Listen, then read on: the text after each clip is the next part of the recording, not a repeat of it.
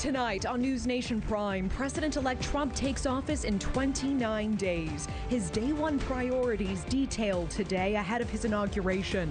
On my first day back in the Oval Office, I will sign a historic slate of executive orders to close our border to illegal aliens and stop the invasion of our country.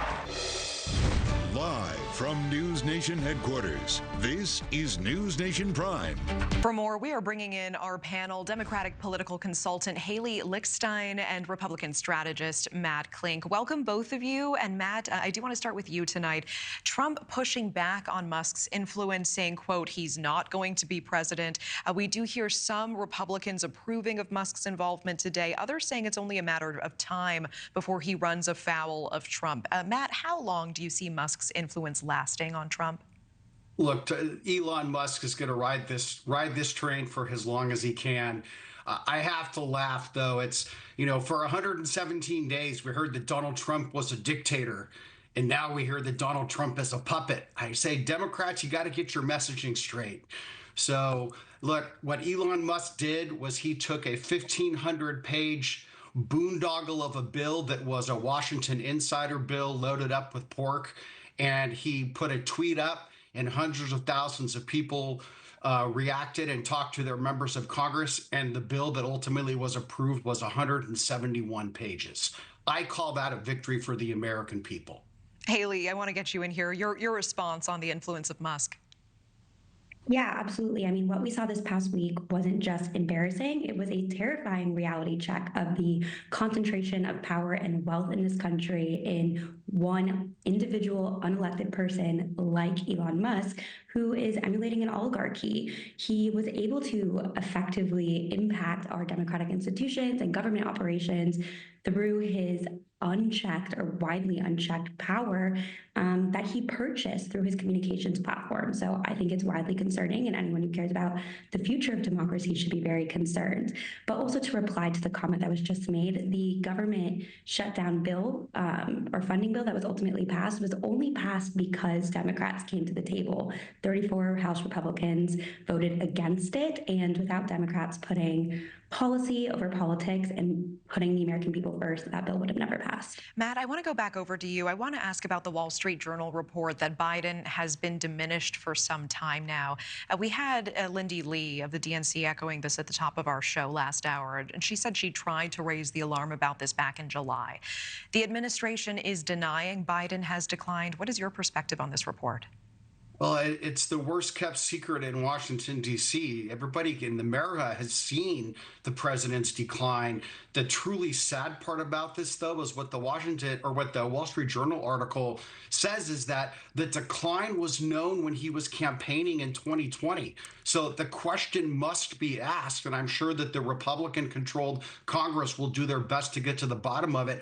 Who the heck has been running this country for the last 4 years? It certainly was not Joe Biden. That's truly scary. Haley, what about your insight on this? I mean, is this WSJ report a big issue for the Democratic Party going forward, alleging that Biden has been insulated, protected, declining for a long time, aides even telling him how to enter or exit a stage? Does this dangerously erode trust?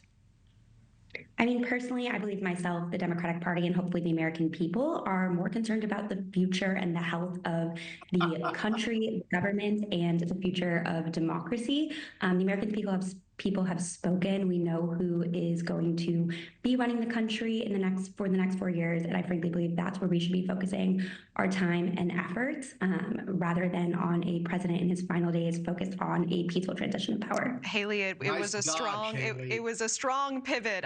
Matt, I heard you laugh there. I want to give you last word on that.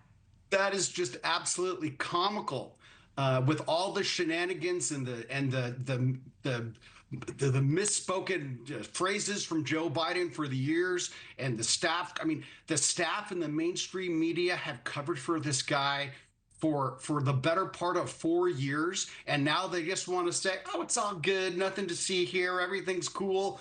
It is absolutely comical here that who really has been running the country for 4 years. The American people, deserve to know. Yes, it's nice to know that Donald Trump did win, but again, who has been running the country. Certainly no one that's been elected. Some people behind closed doors, whatever the heck their agenda was. Truly, truly scary. Haley, let me turn back to you on this. What does the Democratic Party need to do to regroup, to come back from this deeply bruised after that election? Kamala Harris only given 107 days to try to mount this, Biden bowing out so late, and now this potentially damaging report. What needs to happen?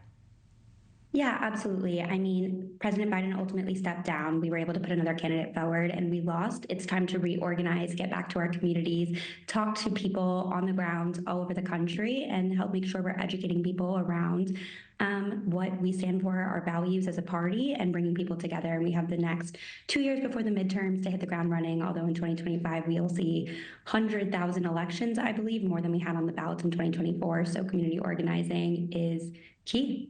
Haley Lichtstein, Matt Klink, thank you so much. Happy holidays to you. Happy holidays. Merry Christmas.